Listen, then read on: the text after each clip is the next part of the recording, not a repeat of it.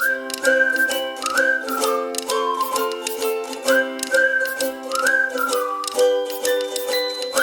Students, मैं doctor JD आप लोगों को फिर से एक बार जेडी केमिस्ट्री क्लासेस में स्वागत करता हूँ। आज मैं इस वीडियो लेक्चर के माध्यम से मैं आप लोगों को क्लास 12 का जो पहला चैप्टर है सॉलिड स्टेट, उसी का एक टॉपिक आज आप लोगों के साथ मैं डिस्कस करूँगा। ठीक है, और ये टॉपिक डिस्कस करने से पहले मैं आप लोगों से ये रिक्वेस्ट करता हूँ कि आप लोग मेरे जो पुराने वीडियो जो मैंने ऑलरेडी अपलोड कर रखा है उन सब को आप लोग देख लीजिएगा, क्योंकि उनको देखे बगैर ये वीडियो लेक्चर आप लोगों को समझ में नहीं आएगा। यानी कि ये टॉपिक जो मैं आज आप लोगों के साथ डिस्कस करूँगा उसे आप लोगों को समझ में नहीं आएगा। ठीक है, तो मेरा रिक्वेस्ट यही रहेगा कि आप लोग वो वीडियो जितना भी मैंने अपलोड ऑलरेडी कर रखा है उसे आप लोग देख लीजिएगा। उसका लिंक मैंने ऊपर आई बटन पे दे रखा है और डिस्क्रिप्शन बॉक्स में भी मैंने दे रखा है, उसे आप लोग देखिएगा, ताकि जो भी वीडियो लेक्चर मैं फ्यूचर में अपलोड करूँ या करते जाऊँ उसे आप लोग अच्छे से समझ पाए। ठीक है, तो चलो बिना देरी करते हुए हम लोग टॉपिक्स को आगे बढ़ते हैं। तो आज का मेरा टॉपिक क्या है? इंटरस्टिशियल वॉइड्स और इंटरस्टिशियल साइट्स। ठीक है, तो हम लोगों ने पिछले वीडियो लेक्चर में कुछ वॉइड्स के बारे में पढ़ा था, है कि नहीं? तो जिन लोगों ने वो वीडियो लेक्चर देखा होगा उन लोगों को तो ज़रूर ये समझ में आएगा अभी जो मैं पढ़ाने जा रहा हूँ। ठीक है, और जिन लोगों ने नहीं देखा है वो काइंडली वो पिछला वीडियो देख लीजिएगा। ठीक है, तो चलो क्या है वो चीज़ हम लोग देखते हैं। तो हम लोगों ने पिछले वीडियो में ऐसा एक स्ट्रक्चर हम लोगों को मिला था, है कि नहीं? वो स्ट्रक्चर में क्या था? हम लोगों ने कुछ डिप्रेशंस हम लोगों ने डिस्कस किया था। वो डिप्रेशंस को क्या कहते थे हम लोग? वॉइड्स कहते थे। वहाँ पे कुछ वॉइड्स हम लोगों ने डिस्कस किया। वो वॉइड्स क्या था? Voids octahedral and tetrahedral voids. वो वॉइड्स किस टाइप ऑफ सॉलिड्स में हम लोग डिस्कस किए थे? वो क्रिस्टलाइन टाइप ऑफ सॉलिड्स में डिस्कस किए थे। और सॉलिड स्टेट जो चैप्टर है, ये चैप्टर बेसिकली हम लोग डिस्कस कर रहे हैं क्रिस्टलाइन सॉलिड्स को लेकर ही। ठीक है, तो वो पिछले वीडियो लेक्चर में हम लोगों ने कुछ दो टाइप्स का वॉइड्स या तो एम्प्टी स्पेसेस को लेके हम लोगों ने डिस्कस किया था। तो आज वो दो टाइप्स का जो वॉइड्स हम लोगों ने ऑलरेडी डिस्कस कर चुका है हम लोगों ने, उसी को डिटेल्स में हम लोग पढ़ेंगे। वो वॉइड्स कैसे फॉर्मेशन हुआ था आप लोगों को शायद याद है। वो 2 dimensional hexagonal close packed layers को हम लोगों ने जब एक के ऊपर एक रखा था तभी जाके ऐसा वॉइड्स फॉर्मेशन हुआ था, है कि नहीं? तो यहाँ पे आप लोग देख सकते हैं ये जो एक लेयर है 2 dimensional hexagonal close packed layers, है कि नहीं? ये येलो वाला जो नीचे में रखा हुआ है, इसके ऊपर हम लोगों ने रख दिया जो लेयर रेड बॉल्स का। ये भी 2 dimensional hexagonal close packed layers है। तो एक के ऊपर जब एक रखा है तब आप लोग देख सकते हैं कुछ वॉइड्स, कुछ होल्स फॉर्म्ड हुआ, कुछ होल्स फॉर्म्ड हुए। वो क्या होल्स है? देखिए आप लोग, ये जो होल है ये होल हो गया आपका tetrahedral voids. Tetrahedral voids, why tetrahedral voids आप लोग देख सकते हैं। ये जो लेयर है येलो बॉल्स का, ये आपका नीचे में है।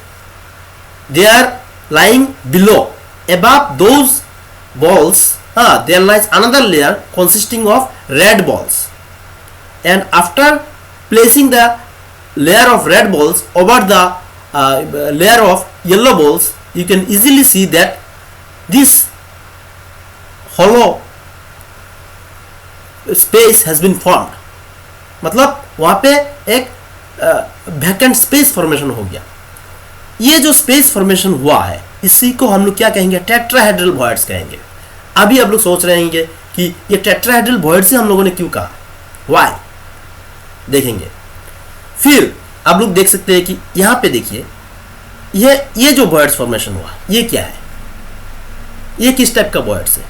इसको हम लोग क्या कहेंगे? Octahedral voids. तो ये ऑक्टाहेड्रल वॉइड जो है, ये देखिए, ये जो नीचे का जो लेयर है that is consisting of yellow coloured balls, उसके ऊपर जब हम लोगों ने रेड कलर्ड बॉल्स का जो लेयर उसके ऊपर बिछा दिया है तब देखा गया ये जो होल प्रोड्यूस हुआ इसको हम लोग क्या कहेंगे? Octahedral voids.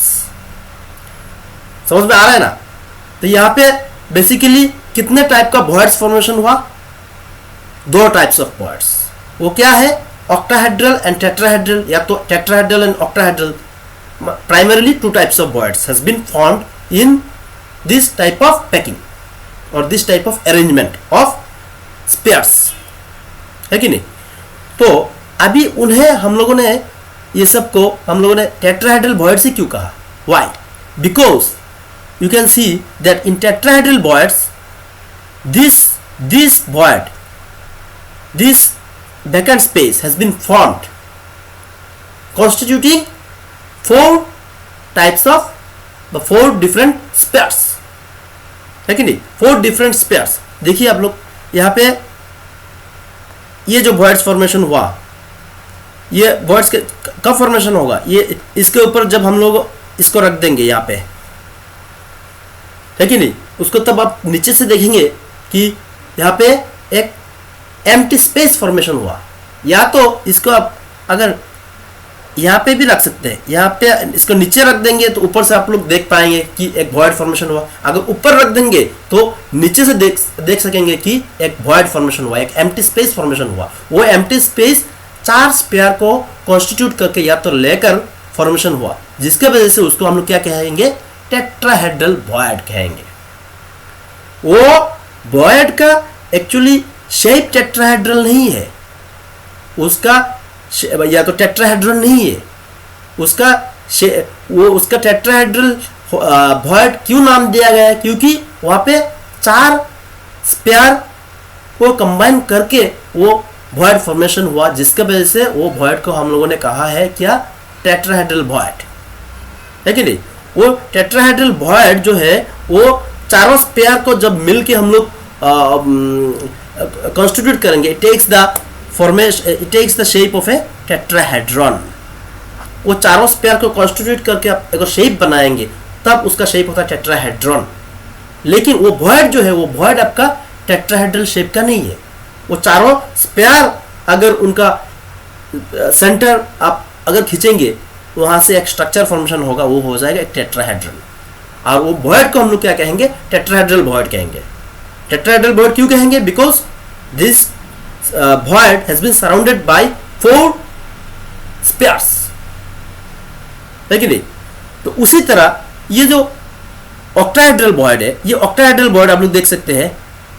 ये हो गया आपका नीचे का लेयर, मान लीजिए ये हो गया आपका एक नीचे का लेयर, ये हो गया आपका एक ऊपर का लेयर।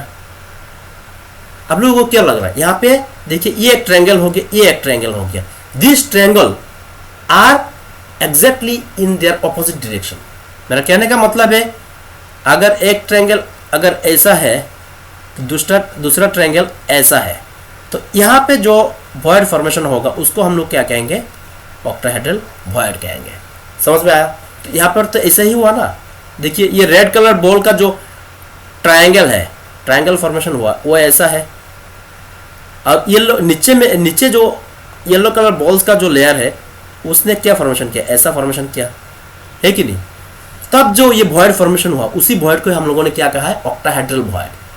तो वो वॉइड का शेप ऑक्टाहेड्रल नहीं है, उसको 6 सराउंडिंग स्पेयर्स ने घेर के रखा है, सराउंड करके रखा है, इसीलिए उसे ऑक्टाहेड्रल वॉइड्स हम लोगों ने कहा है। वो 6 surrounding spheres takes the form of an octahedron like that। समझ में आया? क्लियर हुआ कि नहीं? तो यहाँ पे मैंने क्लियरली यहाँ पे छोटा एग्जांपल लेके मैंने यहाँ पे इसको अलग से निकाल के मैंने यहाँ पे आप लोगों को समझाया कि देखिए, यहाँ पे ये हो गया आपका रेड कलर्ड स्पेयर्स, नीचे हो गया आपका मान लीजिए ग्रीन कलर स्पेयर्स। ये हो गया क्या? एक 2 triangles facing or placing over each other in opposite manner, and the center of such shape you may call it as a void, and such void is called what? Octahedral void। तो इसका मतलब आप लोगों को मेरा ये समझ में आया कि ऑक्टाहेड्रल और टेट्राहेड्रल वॉइड किसे कहते हैं। तो टेट्राहेड्रल वॉइड मतलब वो वॉइड को 4 स्पेयर्स मिलके सराउंड किए हुए हैं, और ऑक्टाहेड्रल वॉइड को 6 स्पेयर मिलके सराउंड किए हुए हैं। ठीक है, तो दोनों ही दोनों ही वॉइड्स फॉर्मेशन होता है किसी में, जब थ्री डायमेंशनल क्लोज पैकिंग में ही फॉर्मेशन होता है। वो आपका टू डायमेंशनल क्लोज पैकिंग में नहीं होगा। वो ये थ्री डायमेंशनल क्लोज पैकिंग में जब फॉर्मेशन होता है, तब ये दो टाइप ऑफ वॉइड्स देखने को मिलता है। ठीक है, तो ये दोनों टाइप ऑफ वॉइड्स को हम लोग क्या कहेंगे? इसी को ही हम लोग कहेंगे क्या? इंटरस्टिशियल वॉइड्स और इंटरस्टिशियल साइट्स। समझ में आया आप लोगों को क्या कहा मैंने? Thus in close packing of sphere, such voids, that is tetrahedral or octahedral voids, constitute interstitial voids or interstitial sites. तो ऐसा सॉलिड्स में, जो क्रिस्टलाइन सॉलिड्स में कॉन्स्टिट्यूएंट पार्टिकल्स वगैरह जो रहेंगे, या तो एटम्स भी हो सकता है, मोलिक्यूल्स भी हो सकता है, आयंस भी रह सकता है, उसको अगर हम लोग हाइपोथेटिकल स्पेयर्स समझ लेंगे, तब उनका प्लेसमेंट जब जो भी प्लेसमेंट रहेगा एक सॉलिड में उनका, तब जो वॉइड्स फॉर्मेशन होगा, बेसिकली देखा गया कि तब ऑक्टाहेड्रल और टेट्राहेड्रल वॉइड्स से फॉर्मेशन होता है। और उस टाइप ऑफ वॉइड्स को दोनों को मिलाकर एक साथ हम लोग क्या कहेंगे? इंटरस्टिशियल वॉइड्स और इंटरस्टिशियल साइट्स। और ये वॉइड्स एक्चुअली क्या है? ये empty spaces between the constituent particles. ये कुछ नहीं, ये वॉइड्स मतलब क्या है? वो एम्प्टी स्पेसेस, खाली जाएगा, उसमें मतलब वैकेंट स्पेस, उसमें कुछ नहीं रहता है। फिलहाल मैं अभी के लिए बोल रहा हूँ, उसमें कुछ नहीं रहता, वो वैकेंट स्पेस। उसमें फर्दर जब आप लोग फ्यूचर में स्टडी करेंगे, उसमें रहता है कुछ कुछ, वो आप लोग समझ में आएगा आप लोगों को। जिसके वजह से मैंने यहाँ पे और एक लाइन कहा है कि such sites play important role in transition metal chemistry and compound forms thereafter are called interstitial compounds। तो मैंने क्या बोला कि ये जो वैकेंट स्पेस है, उस वैकेंट स्पेस को क्या कहते हैं हम लोग? इंटरस्टिशियल वॉइड्स और इंटरस्टिशियल साइट्स।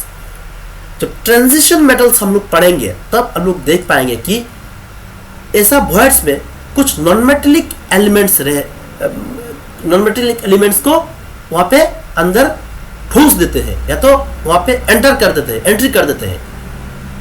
उनका मतलब स्पेस निकाल के वहाँ पे दे देते हैं कोई भी एक रिएक्शन से। ठीक है,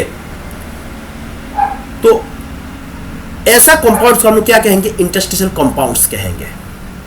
ठीक है, तो अभी वो आप लोग फर्दर क्लासेस में आप लोग समझ पाएंगे। ठीक है, तो इंटरस्टिशियल साइट्स और इंटरस्टिशियल वॉइड्स दोनों ही सेम चीज है।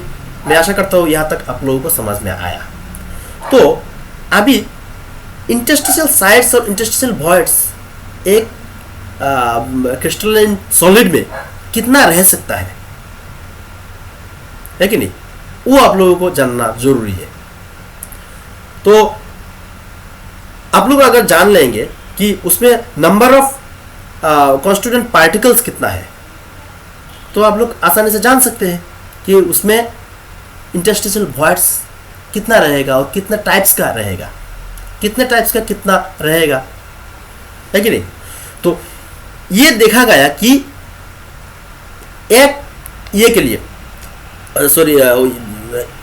टेट्राहेड्रल वॉइड के लिए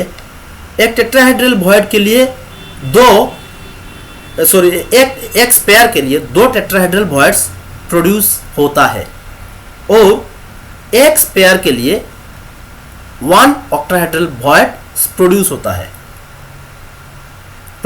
मतलब जब अरेंज किया गया, तब देखा गया कि एक स्पेयर या तो एक कॉन्स्टिट्यूएंट पार्टिकल के लिए एक ऑक्टाहेड्रल वॉइड प्रोड्यूस होता है और दो टेट्राहेड्रल वॉइड प्रोड्यूस होता है। जिसकी वजह से मैंने यहाँ पे लिखा है कि there are two tetrahedral voids for each sphere and one octahedral void for each spare.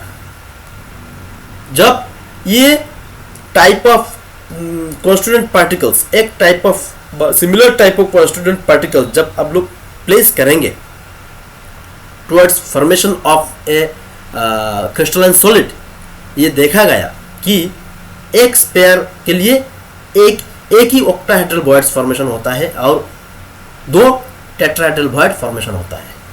तब मान लीजिए एक क्रिस्टलाइन सॉलिड में n कॉन्स्टिट्यूएंट पार्टिकल्स है, n पार्टिकल्स, n पार्टिकल्स है या तो n स्पेयर्स है, ठीक है, तब आपका क्या होगा, टेट्राहेड्रल बॉयड्स होगा ट्वाइस n, और ऑक्टाहेड्रल बॉयड्स होगा कितना, n। तो कुल मिला के नंबर ऑफ इंटरस्टिशियल साइट्स या तो इंटरस्टिशियल वॉइड्स कितना होगा आपका, thrice n, that is 3n। Clear हुआ, दैट इज 3n प्रोड्यूस होगा। समझ में आ रहा है? तो ये जो वॉइड्स मैंने अभी तक डिस्कस किया, दैट इज इंटरस्टिशियल वॉइड्स, इसका नंबर्स हम लोगों ने, कितना नंबर्स हो सकता है एक पार्टिकुलर क्रिस्टलाइन सॉलिड में, अगर हम लोग उसका नंबर ऑफ कॉन्स्टिट्यूएंट पार्टिकल्स जान सकते हैं तो, क्योंकि एक कॉन्स्टिट्यूएंट पार्टिकल के लिए एक ही ऑक्टाहेड्रल वॉइड प्रोड्यूस होगा और 2 टेट्राहेड्रल वॉइड प्रोड्यूस होगा। तो इसमें अगर मान लीजिए 16 स्पेयर्स है या तो 16 कॉन्स्टिट्यूएंट पार्टिकल्स है एज फॉर एग्जांपल, तब आपका नंबर ऑफ ऑक्टाहेड्रल वॉइड्स कितना होगा, 16 होगा, और नंबर टेट्राहेड्रल वॉइड्स आपका होगा 32। क्लियर, समझ में आया? आज का मेरा वीडियो लेक्चर यहीं तक सीमित रहेगा। अगर कुछ समझ में नहीं आया आप लोगों को इस वीडियो लेक्चर के दौरान, तो आप लोग जरूर कमेंट सेक्शन में मुझे कमेंट्स करके बताना। अगर समझ में आया फिर भी आप लोग कमेंट सेक्शन में कमेंट करके बताना, उससे मुझे क्या होता है, मोटिवेशन मिलता है दूसरा और एक टॉपिक को प्रिपेयर करने में, ठीक है। तो और एक रिक्वेस्ट आप लोगों से मेरा ये है कि आप लोग ये चैनल को सब्सक्राइब करना अगर कंटेंट अच्छा लगे तो, और अपने दोस्तों से भी शेयर करना ताकि उन्हें भी हेल्प हो अपने क्लासेस के लिए, ठीक है। Thank you.